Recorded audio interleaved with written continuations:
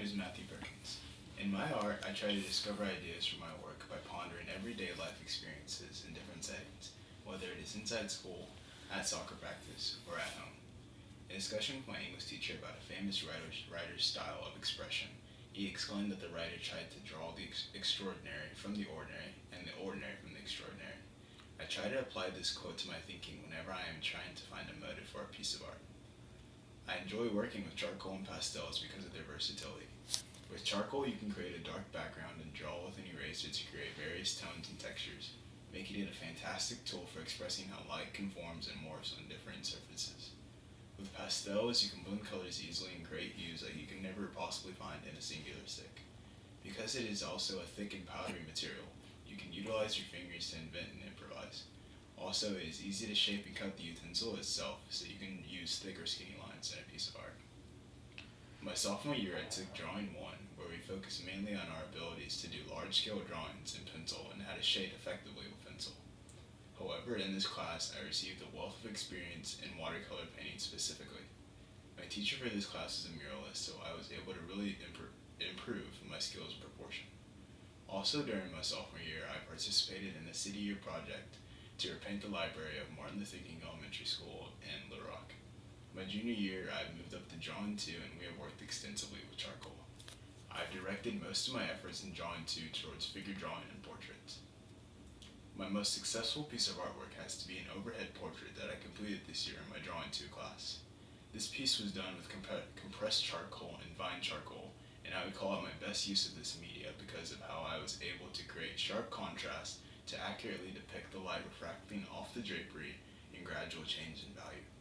Also, I was really pleased with my ability to layer the media to create the varying textures of cloth, and the drawing showed my consistent improvement in proportion. My favorite piece of art is the Battle of the Kearsarge in the Alabama by Manet because of his brilliant depiction of the differing textures and the acute attention to detail on the various shapes. His use of light and dark on the sea waves gives the ocean a belligerent nature that perfectly complements the battle scene. My favorite artist of all time would have to be Rembrandt because of his use of chiaroscuro.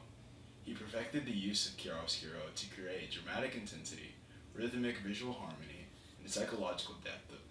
Because he was famous for his self-portraits, something that I consider to be a weakness of mine, I admire him very much. He understood that he could utilize the background as well to bring even more focus to the portrait. I consider him to be a true artistic genius.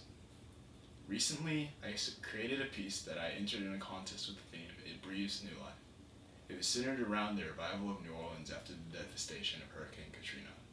I chose to use colored pencil and acrylic paint for this work to create a strong contrast between the before and after scenes of New Orleans.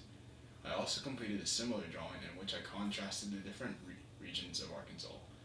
I used a different medium for each section to show strong contrast between, for example, the Ouachita Mountains and the alluvial plain.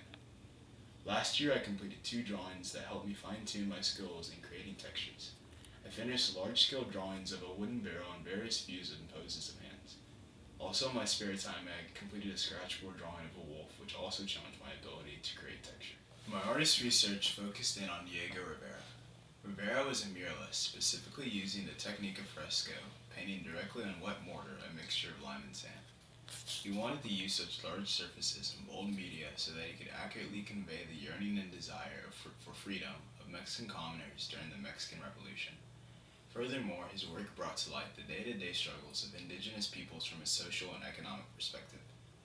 During his stay in Paris early in his career, he was influenced by post-impressionist art famous in France during that time period. His experiences with such styles led him to experiment with Cubism. He applied the dynamism of Cubism to many of his later works concerning the socio-revolutionary preachings of his compatriots. Similar to other Cubist artists, Rivera often flattened 3 dimensions into 2 dimensions. However, as his career progressed and he explored more realist techniques, he reverted to depicting objects with more depth and clarity. He also visited Italy in 1920, in which he investigated muralist techniques made famous by the Italian Renaissance painter Giotto. Like Giotto, he presented objects as being more hefty and solid than they were in reality. Rivera's artwork often belied his serene appearance, as many of his works displayed vigor through emphasis on shape and value. His use of basic forms yet lucid colors resembled the work of late 19th to early 20th century French artists such as Gauguin and Cézanne. Perhaps the most defining quality of his work, however, was the originality of each piece. His separation from the hardline Cubist movement was due in part to him wanting to achieve a greater sense of ingenuity in his work. In the work that I created, I wanted to utilize Rivera's two most prominent stylistic features, both bright color and focus on shape, while implementing some of my own skills. I see the work as a sort of modern take on Cubism with the multiple views and poses of the figure, but instead of flattening the figure such as Diego Rivera did in the early part of his career, I chose to keep the figure's three-dimensional form similar to an older Rivera. In exploring some other Cubist works, I was really inspired by Umberto Boccioni's dynamism of a soccer player because of its masterful manipulation of sharp contrast and gradual blending. I chose to focus more on blending the colors, but I wanted to imitate that dynamic quality that both Boccioni and Rivera both put into their work. Therefore, on the shaded parts of the drawing, I mixed analogous colors to make these areas stand out more. I felt that this technique would give the drawing as a whole a greater intensity. I chose to use color pencil because I felt that to achieve the intensity in my drawing that I wanted to have, I would need a medium that layers well and builds intensity with increasing amounts on layers.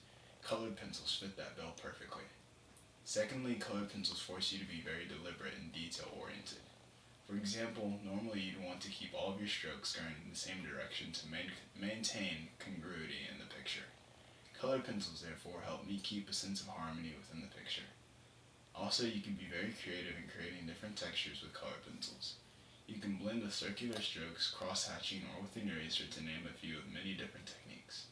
Colored pencils allowed me to give the hues a bit of a flat look to it, similar to what Rivera would do in his murals.